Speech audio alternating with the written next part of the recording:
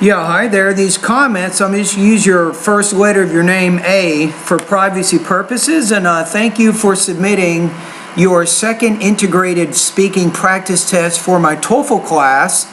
And I am Michael Buckoff, the founder, owner, and the materials writer for all of your lessons at the online TOEFL course, the 7-step system to pass a TOEFL IBT. And let's listen to your response. This is a very difficult speaking practice test. The content is academic. This is what we call the listening, speaking, academic. Actually, reading, listening, speaking, academic. Okay, here we go. Passage and the lecture both discusses about wind power, but the reading mentioned the wind power in the past. On the other hand, the lecture mentioned it in the future. According to the reading passage, the first fact is that the wind power has been used years ago to propel boats along the Nile River. Another fact is that windmills has also been used to pump water in Let's see, windmills have also been used. China. But I don't know if that's the right verb tense, because you're talking about something that happened, thousands of years ago.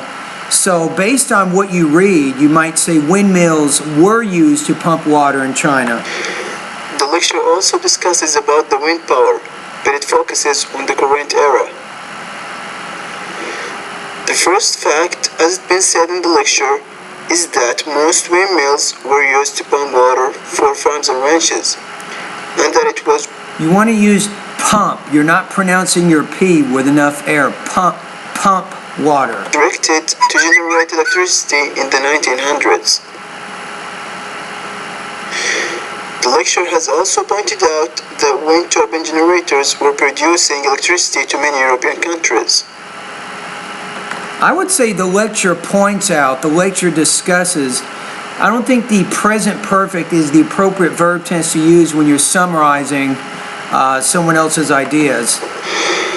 Other fact that was mentioned in the lecture is that... I would say another fact mentioned, not other facts. So another fact mentioned in the lecture. Wind power has become a better alternative to fossil-based fuels.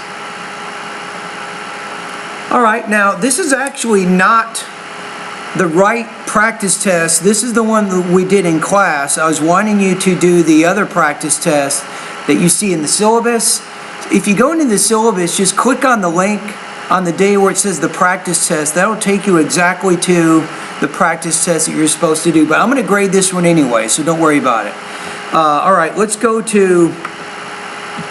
I think that you had a complete, accurate response with this one. You had a fairly clear organization. You had some trouble with language use this time, so you had some problems with verb tenses. You had problems with word choice. So some of those things are sometimes make it a little bit difficult to understand what you're saying. Pronunciation was actually pretty good, so I didn't see any major problems there like the first one. So this one you had some weaknesses with topic development. I'm going to give you a score 2.5 out of 4, or 19 points out of 30 on this particular practice test.